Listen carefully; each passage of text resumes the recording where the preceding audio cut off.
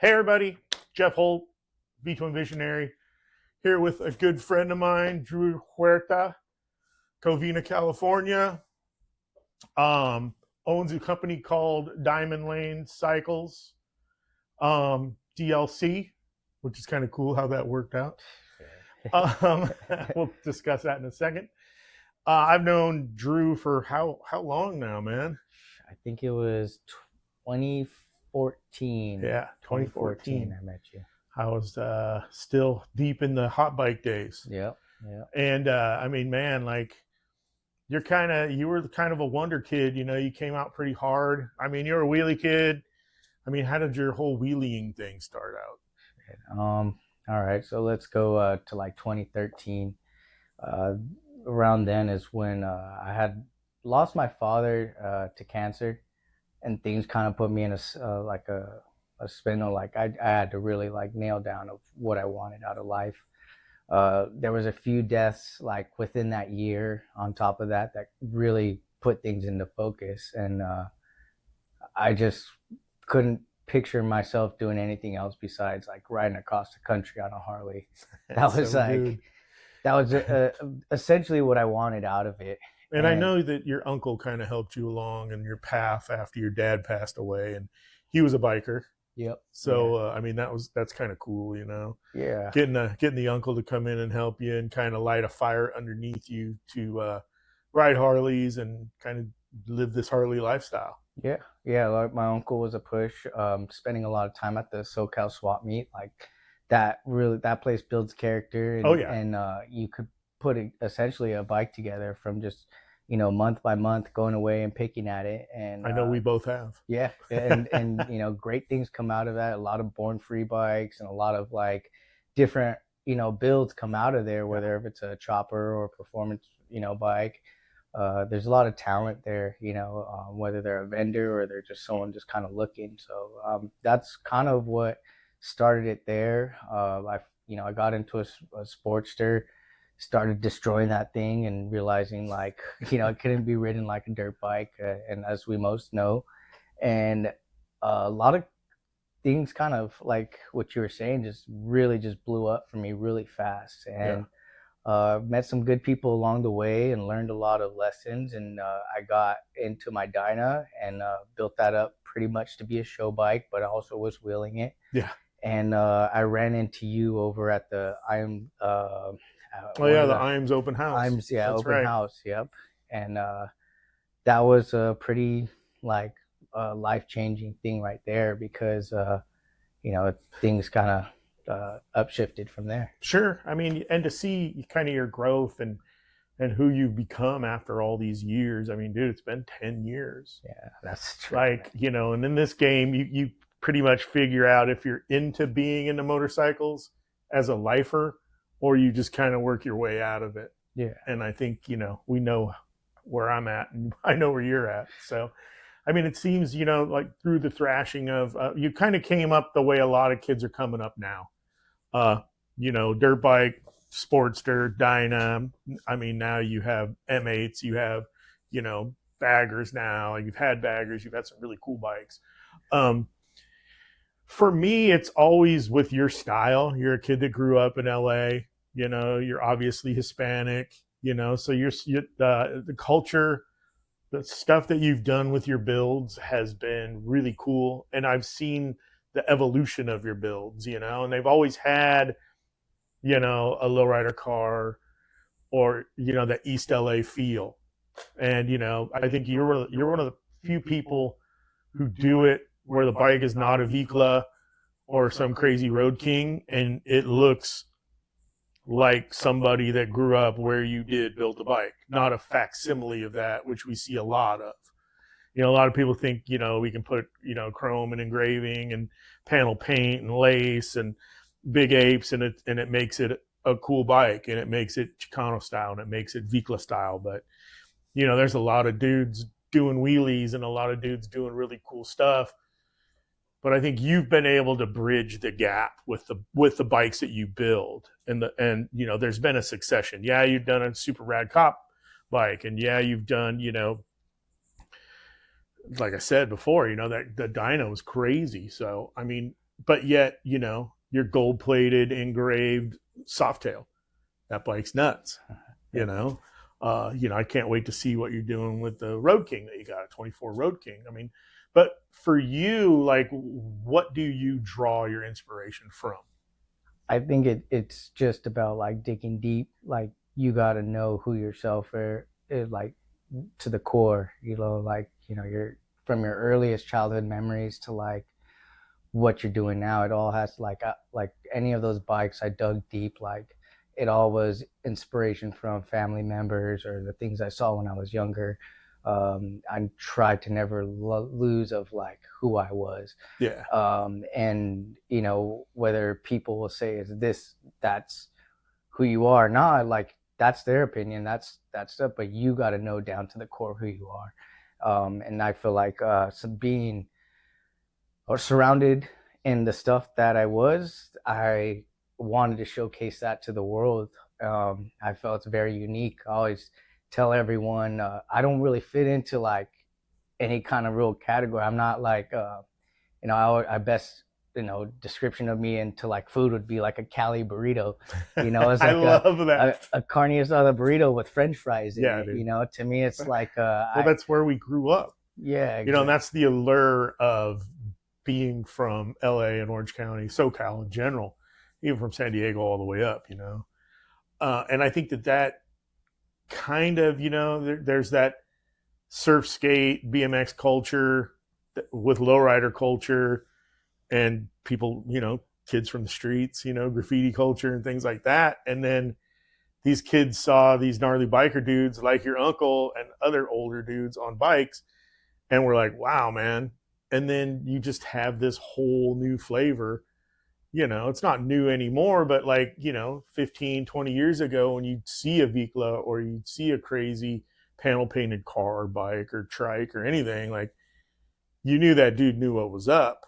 Yeah. Now there's a lot of facsimiles, and I mean, there's a lot of good facsimiles. Like, there's so many dope ass plated, painted bikes in, Texas now. And then Australia's got a bunch of crazy bikes, and that, I think that whole Australian flavor is gone completely from faking LA style to having their own style too. And then Yeah. you got those guys, New Mexico, Texas, like they got their own style. Japan now, like Now we were talking. Japan is Yeah. even crazier with that Yeah. stuff. Like, I just think, the core of where it comes from is LA, and your style and what you do, and just making it through every day.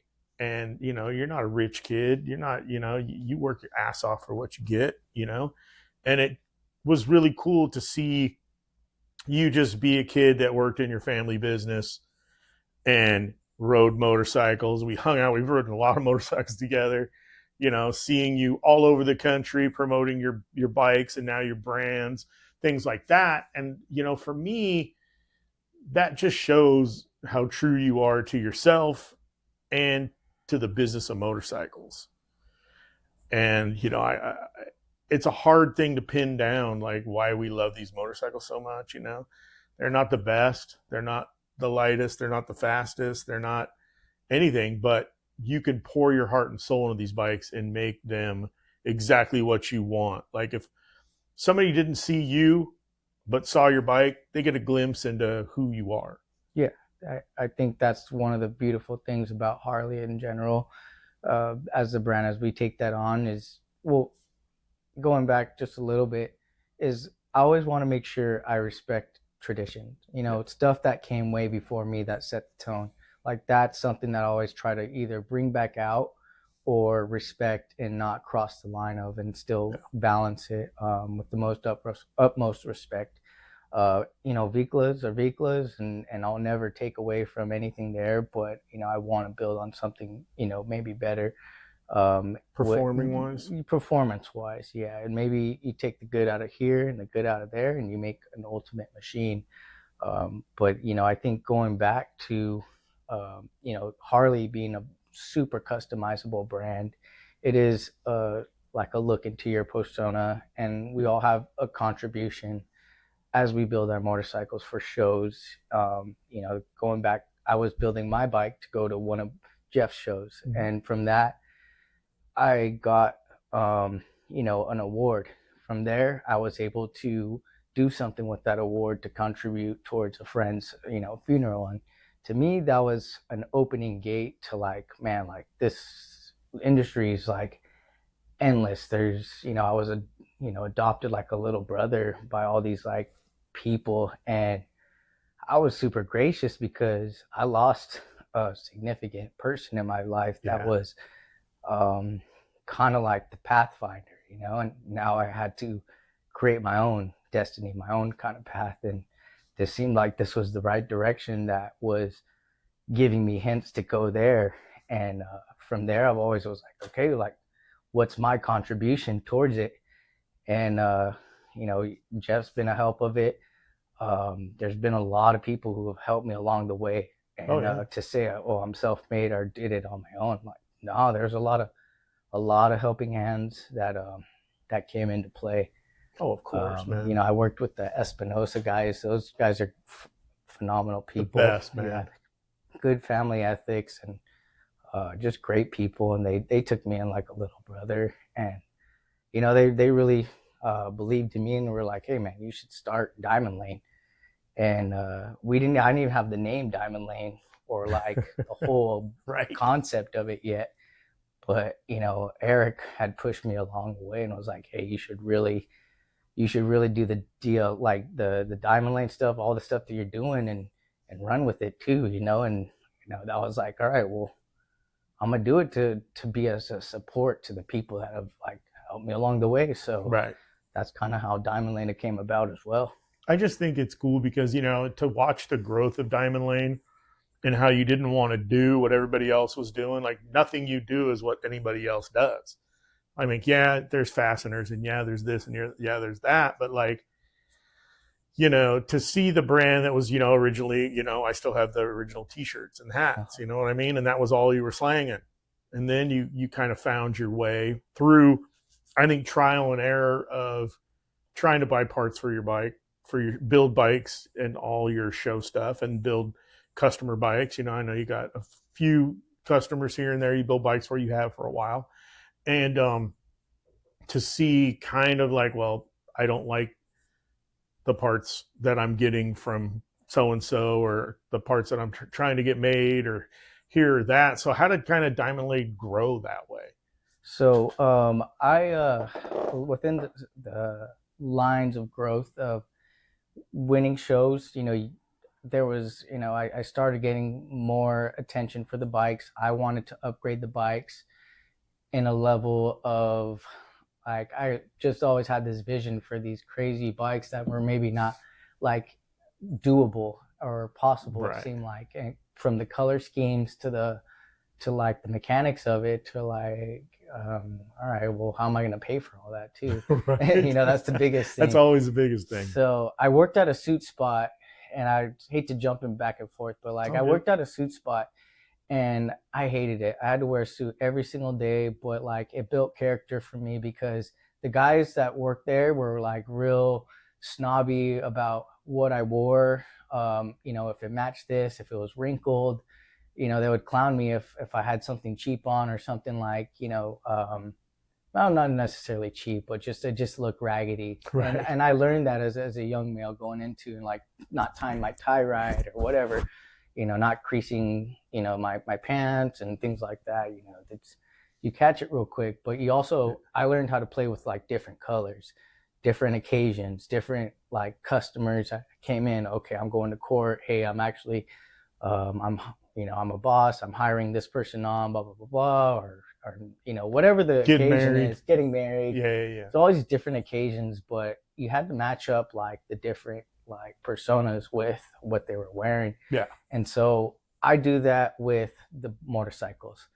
The cufflinks are like the bolts to me on the bike. The base of the suit is the paint job. And that's the way I look at it as far as a skeleton, and start letting like, so a lot of these colors and inspiration I get are from different motorcycles and different bikes. And that's what elevated me into like 2018. I won Born Free, and that was a pretty big milestone Yeah. for getting my bike out there. I was on a 2018 Softail, and it had flame paint job. a flame paint job. It was like teal and purple, real vibrant colors, but I also did the tubes and the handlebars and all the bolts on the bike. And that was stepping my game up from what I Yeah. did from previous build. So I didn't really see it as a money avenue or anything like that. I wasn't trying to do it. I just wanted to build the bikes in my head. And I was approached by several companies, and one of them was Custom Cycle Engineering, and then a couple other fork tube companies. And they're like, we can't even get our black to stick. Right. You And know, you're like, like, and like you're the first dude that had like a purple to blue faded, the whole thing faded down the tube. Like that was mind blowing. And then, all you had purple and blue mixed on ARP bolts like never seen before, and I realized, like nobody had any of that before you built that bike. yeah, it And was, so like you kind of turned a lot of people on their ear with that, a lot of people were like, is that powder coat? Is that anodization? And you're like, no. And then they were like, well, what the hell is it? And guys that know motor internals and high end road racing and dirt bike suspension know about DLC coating. Most of the guys out in Harley land just call them gold fork tubes, black fork tubes. But there's a lot more to that. Do you want to kind of expand on that so people kind of understand? Yeah. So going into that, I was told to test out some fork tubes and see if I could offer my coatings on other fork tube for other companies. And so I had, being a little naive to a lot of this, doing business and things like that. I was like, sure, I'll give you some of the recipes. Hey, you help me, I'll help you. And to me, I did further testing on it. So not only was I riding my motorcycle, which I noticed that right off the bat, a lot of these companies that were manufacturing fork tubes either don't ride a motorcycle or are far disconnected from the industry itself. Right. And the fork tube itself hadn't changed in over 60 years as far as the mechanics of it. So within that time, I was knocking out the bottom of the tubes and taking them apart individually and starting to do my own coatings because there was no real good coatings out there, and attaching them to these fork tubes with a lot of flaws, knowing from either it was factory or it was actually aftermarket, there was still like changes to be made. Right. So I had a mentor who pretty much we came up with an idea like, hey, well, what if we made it more accessible to do different stuff with cartridges? Because within this 2018 to present, there's a lot of suspension changes that have happened. Major suspension changes and a lot of cartridge stuff. Yeah. And before, you'd have to hog out the bottom of the fork leg and pop the seal out and like do all this crazy stuff. And a lot of people are still doing that today, but that was when you started introducing your way of doing fork tubes. Correct. Kind of explain that a little more. So going into that is I wasn't very happy with how fork tubes were being made. They were not modular as they should be, as being able to convert to a cartridge style. When you have a cartridge, it's just a straight drop in, and you no longer need the piece for the dampener rod at the very bottom. But the problem is there's so many changes where, there are customizable Harleys. So people are going this way, they're going that way, they're selling their front ends, they're putting an inverted front end, they're doing all this different stuff. You spend, whether if it's a couple $100 on the fork tubes, or, you get some specialty ones, you're still spending a lot of money on fork tubes. And the last thing you want to do is machine the bottom. So my mentor came up with an idea of why don't we just make it to it's modular and it has a snap spring bottom. And so within that time, we worked closely with Racetech. Yeah, which is cool. I mean, I'm glad that I made the intro with you and the staff of Racetech. And I mean, if you guys don't know about Racetech at all, I mean, they've been doing suspension forever, almost 50 years now. A guy named Paul Theed. There's actually books by Paul Theed that are suspension basics and advanced suspension. If you ever want to check out anything, it'll blow your mind. He even has classes. You've been to the class. Yes. And then he has a company called Racetech where they make all their suspension for Harleys to order. the rear shock kits and everything. I mean, they're pretty crazy. Their front ends, their shocks, but they never even they had just who's ever tubes from Japan Yeah, until you started working with them. yeah, they have tubes from Italy, a couple of other big manufacturers, and they actually now on their Harley sector, that's what they push is all our Yeah, all your stuff, stuff. which is great. But that was they were actually really thrilled that we were making adjustments to the fork tube, and we wanted it to mold to their standards, but also the industry standards. Yeah. So we didn't, we went from there, and obviously we asked them, we talked about it like, hey, we got to make sure it fits everybody's stuff out there because not everyone's going to run a race tech, not everyone's going to run this or that. So right. we went over with GP, GP which is they're another amazing company. Another company I've worked with since forever. I actually used to sponsor the guy that owns it when he's a teenager in mountain bikes. I used to sponsor his tire. I was his tire guy, believe it or not. Great people. Brisa over there will take care of you when you call. I mean, yes. Just the amount of awesomeness between these two companies, like that are in my mind, I think they're two of the top 3 suspension brands in the world for Harleys, for sure.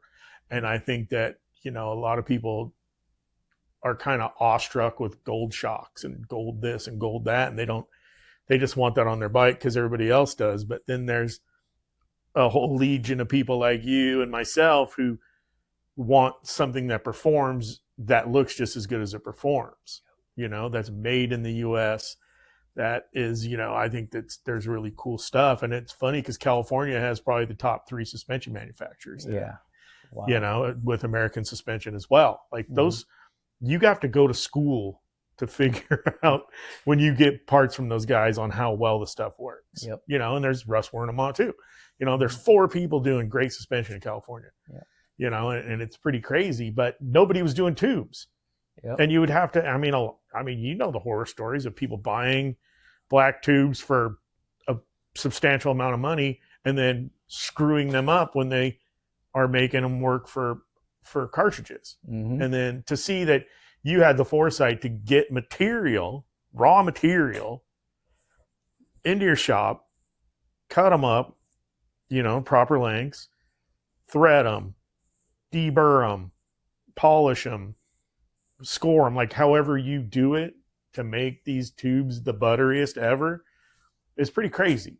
Like that's when you could have just went, oh, I'm going to call some dude in China and he can send me all the chrome and I can do them here. That would have been the easy route, but not the good route. Nope. And see, you've always done that with your bike builds, with your life. Like the easy way is easy, but the right way is a lot different. Yeah. You got to start on a good foundation, and you got to put pure, like, good intentions to everything. I question if other companies are putting this sort of research and development into their product. We put 20,000 miles on one of these tubes before we even went into production, right. And I tested it. I had people who were better riders than me test it, and that's what it's all about. We gave, we put the people with the best ability of riding. We knew that they were going to be harsh on this product, and like, hey, put it through hell so we know it's going to work. And that's, I think, when you buy USA or when you buy a product, you should have that sort of comfort and safety behind knowing that, like, someone like yourself or another rider was putting that development into it and put their heart, soul into it. Being that gold bike was a huge testament to me to be like, hey, like, put this money back into the industry. Like, don't skip any corners. Put the best into this bike, and there's no cheating the game. No, and if anybody, you'll be following him by the end of this podcast, but that bike, every square millimeter of that bike has been touched, has been plated, has been DLC coated, has been the paint job's amazing, the gold plating, the just everything top to bottom. That bike is a pure show bike, but yet you're out in the parking lot burning rubber off of it and carving it in the canyons and everything else. And I think that it's the flip side of it, and a lot of people just have, wheelie junk piles, and then they have a show bike, and you're always melding the two. And I think that's really cool. And I think, with your bolt kits and, definitely they're a different kind of bolt kit than your competition who, there's people like Bamco that make great stuff. There's people out there, Figurati has titanium hardware now and stainless steel hardware now, but that's budget stuff. You know what I mean? It's really cool. But like the process, let's talk about the process of what goes into your fasteners. Yeah, so we have our fasteners, and every single bolt is polished by hand. No skipping that. I look over every single one. My guys know the standard of what our There's tens of thousands of bolts back there. You look at every one of them. And that's like, I'm glad you point that, because it's kind of like the biggest like grave digger for me. Like, I spend my Saturday nights and Sunday nights doing that stuff, but I feel so much more satisfied that when people come in there and they pick up a bolt, they like take a second glance at it. And I know I see my stuff at different shows, and I know it. I mean, to a point, I know it's ours because it shines. I know that goes into it. And the same thing with our fork tubes. We cross hatch every single fork tube that goes in through here. And for the last, couple years, I mean, that's something that we picked up out of Race Tech, is cross hatching. That has actually such a great benefit to it when it comes to your seals and the longevity of it. Which is funny, because you would think that you want that thing as glassy as possible. Yes. Yeah. But by cross hatching it, it actually makes it smoother. Yes. Yeah. Instead of polishing it flat.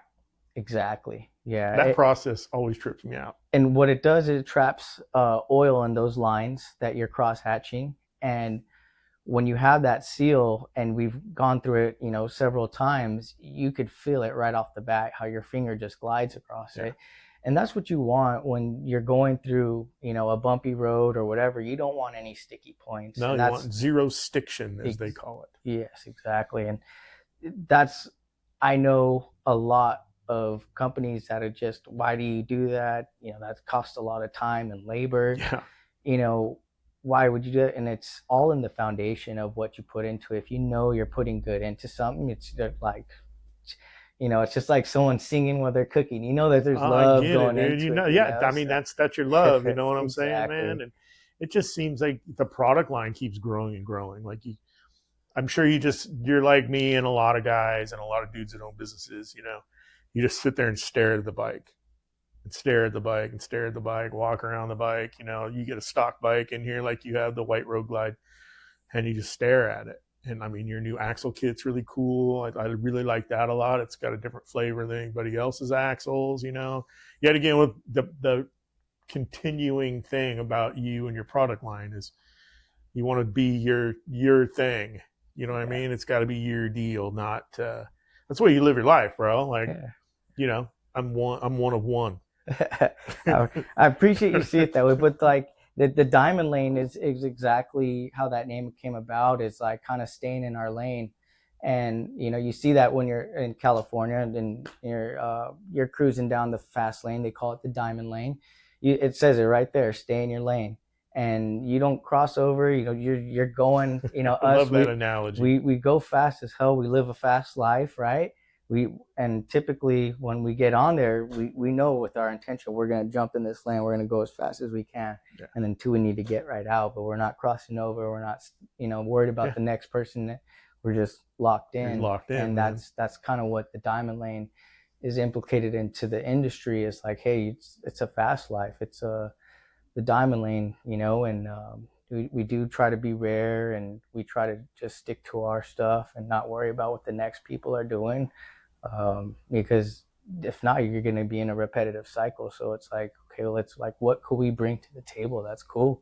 And how could we make it easier for the next people to throw it on their bike? So, going back to what I said, is like, everyone has something to contribute. And if we could be help of a contribution to help someone out with their bike to get to one of your shows, they may be in the same position later on. I mean, that's sure. the beauty in what Jeff does and the industry, we all have our contributions, and like what Jeff did for me is it was a booster of like, all right, I'm going to start going in this direction now. Now, without that help of that person or this person, there would be no Diamond Lane, there would be no nothing. So, it's one of those things that you build these bikes and has so much meaning. I mean, it's a cool thing to see people elevating the performance industry to the way that they are. It's like, yeah, I mean, it's crazy. I mean, I've been pushing this performance thing for like 25 years now. yep, And in print, there's proof in the print, and it's kind of funny, and then now like it's not, it's not the norm. People that are into it think it's a big thing, but in the grand scheme of Harley things, meat hooks and crazy exhaust that the brothers have, out there, and the truck stops of America riding their bikes, like they don't know anything about performance. You finally see some gold Harley shocks on a dude's bike now. You see his reservoirs now on a normal guy's bike, but like internally, all of us performance people who've been pushing it for years, like the guys at Alloy Art, who, they've been making performance parts since day one. They've been doing it for 25 years. And nobody's, now over the past decade, people know who they are, and to see like that kind of stuff going. And, what are some of the other companies that you think are really making it move right now? One model company that I really have like the highest regard for is Saddlemen. Like their whole infrastructure, from their employees to like the top. Oh yeah. I mean, those guys are great people. Oh, they're pros. You feel it when you're around them. You know when you're there, it's like a magical Disneyland. It is. Man. You have all the tools that you can need to build a motorcycle, and then plus you got these rock star dudes there that are able to do it. Yeah. You want carbon made? Cool. We'll just go in the back real fast. Oh, you want a sheet metal bent? And all you want something cool. CNC machine? And they keep growing their staff. Having a couple guys come over from Rolling Sands now, and two dudes that are pretty gnarly guys in the business, performance wise and machining wise and fabrication wise. I mean, Saddlemen's just kind of been this hotbed of things. Heath Pinter, BMX, great. I've known Heath forever, and to see his growth, he'll be on the podcast too, to see his growth kind of similar to yours, with your own flavor, doing your own thing. That's been really cool too, and I just think that there's so many young guys moving the needles, and so many companies Saddlemen's a huge company. They got an office here, an office in China, they're like, they're huge. They're millions and millions and tens of millions of dollars a company, $50 million company or whatever. Yep. And, but guess what? They spend their money racing. Yep. They spend their money in R&D. You see how happy their employees are, and they work there after they clock out. And and going back, they have the tools because, Dave, such an awesome person. He invested back into his employees, and you could see it, and the guys there, even Chris does a great job. Oh, the guys in the race shop are bringing amazing. In talent, Maddie, of course, crazy how much. I mean, those guys were already good where they were at, but now there's, like I said, these rock star superheroes that are crazy. Building these fast race bikes, and they're having fun too. Everybody's doing it. The team camaraderie is like insane, to see that dynamic, and to have that group of misfits be able to, they got a number one plate last year, they turned, they just turn all these stock bikes into the most amazing race bikes ever. And I think, and then on the other side, you go to the Compton warehouse, and there's people that have worked there for 20 years, 25 years, sewing seats. Yep. And I mean, that can you imagine how great you have to treat your people? So the turnaround of people, sewing all day long, who can get jobs anywhere in LA sewing, stay there for decades. I mean, that says a lot. Even before, Saddlemen was on, the hugest, dial of ever, those people still were working there doing seats, and, Harley wasn't maybe their main thing over there. But now, like their seats, their new bags, their fairings. They're coming out with a bunch of new carbon fiber stuff pretty soon. Like you said, Saddleman's definitely one of the top echelon companies for sure. Yeah, they're definitely doing it. And Speed Merchant, Bronny from Speed Oh Merchant, yeah, such a small, like the way he nurtures the business is like he treats it like a small business, yeah. but it's huge. Like in Oh my yeah, world, dude, it's such a big. Brandon's amazing. And yet again, back in the day, the mid to late 2000s, he was all over hot bike when I was doing it, and like that guy, just the way he was building no nonsense stripped down bikes, whether it was a Dyna, definitely a Sportster. That guy was the king of building performance Sportsters, FXRs, and now the Softail and the race bag rebuilt were unreal bikes. Any of his FXRs that he puts out there Oh, are crazy yeah, good. it's insane, man. Yeah, he's definitely a model company of like how, I definitely admire that how he runs things there and Yeah, he's his just low key personality. too. I know that's I what's so cool about it. I love that, man. He lets his work speak for itself. Agreed, man. He's And just doing that, and there's a lot of builders, that are like that, and it seems like that kind of generation, those guys, Alloy Art, like I talked about, and him, of course, they do a lot of stuff together, and there's just Todd Cycle was another one, was huge. Todd Silicato is unbelievable guy. Like he probably is traced back to building probably some of the first legitimate performance baggers with inverted front ends and stuff like that. yeah. And I'm tracking him down for definitely. He's in Hawaii, but I'm going to track him down and get him on a podcast for sure. Because that guy needs the respect that he deserves for sure from all of us building these performance bikes today. Speaking of that, let's talk about your next build. Uh, all right. So we're doing a. Let's see. So we got the Road Glide that's coming up next. Mm-hmm. That's gonna be your bad boy bagger deal. Real traditional and chrome, heavy on the chrome.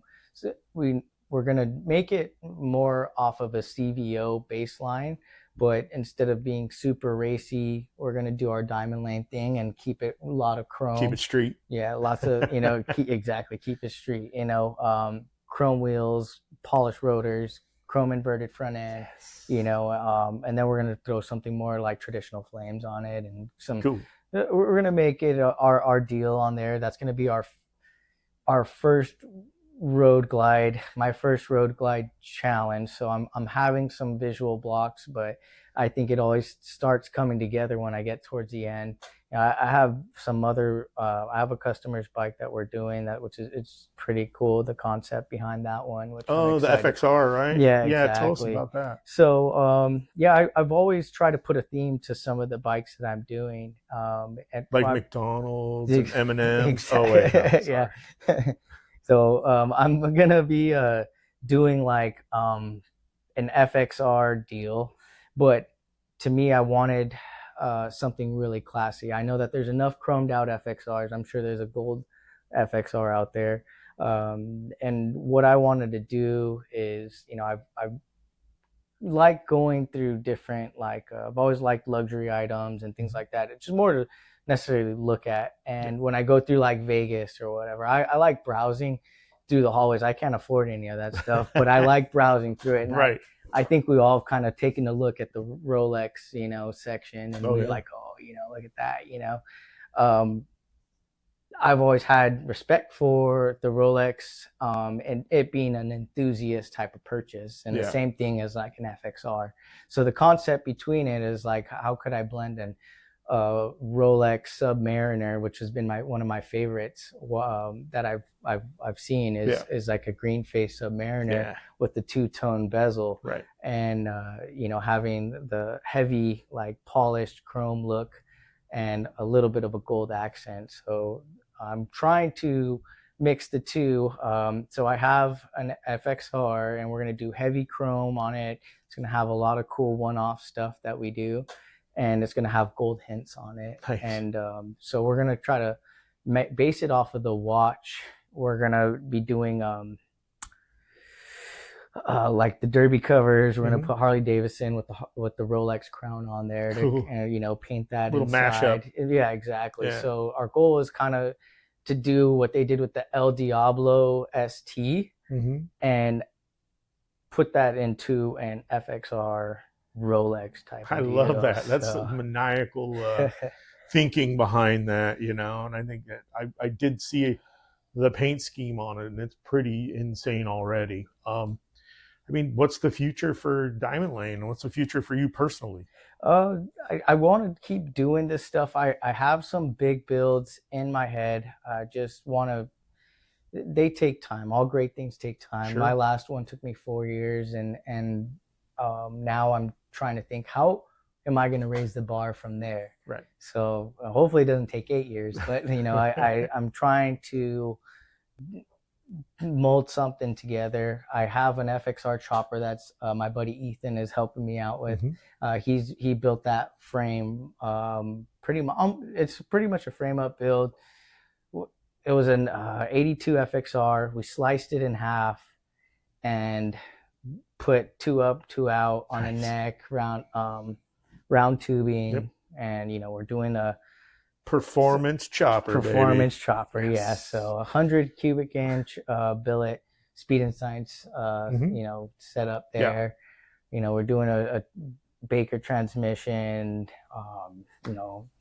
Aftermarket swing arm. We did some crazy wheels on I there, love it. doing some skinny Frisco style tank, Hmm. and I want to base it more off of a Frisco style Yeah, FXR. that's cool. That's to me in for the direction I would like to go with it.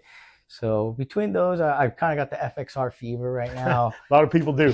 Yeah, and it's a love hate thing. I Yeah. put them away for a little bit because it took such a financial hit on me, and now I've scrapped together enough parts. I think I'm ready to Do it. dabble a few, I and love they're that. always like, take one from one and put it on the other one, and then get this part, order that, and so I love it. I'm also working just like on a basic stun FXR just to have fun with again. I've been out of Get them wheelies back. yeah, I've been I a little love bit it. since I've had some fun on a bike, so I Yeah, think you've been on the professional side of it lately. yeah, gotta make. Yeah, I mean, like speaking of that, I mean, what do you think's the next evolution of the Diamond Lane brand? Oh, the next evolution of it is the brand itself is growing. I've tried to always make it a part of me. Yeah. Obviously, the motorcycles and the builds are going to be there. I see our parts line expanding pretty heavy as there's more potential with the 2024 baggers. Those are growing as far as like demand for people wanting parts for them, and then also like us making parts. There's a lot of cool parts that I want to go through. It's just obviously the financial thing is like, okay, how much do we really want to dig into Right. some of this stuff? But as you know, we're in it to win it. So Oh yeah, man. just taking bites at time.